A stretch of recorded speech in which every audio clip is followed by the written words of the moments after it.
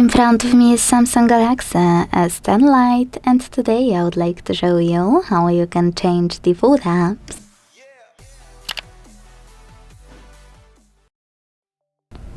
First of all, go into Settings and scroll to click on this section called Apps.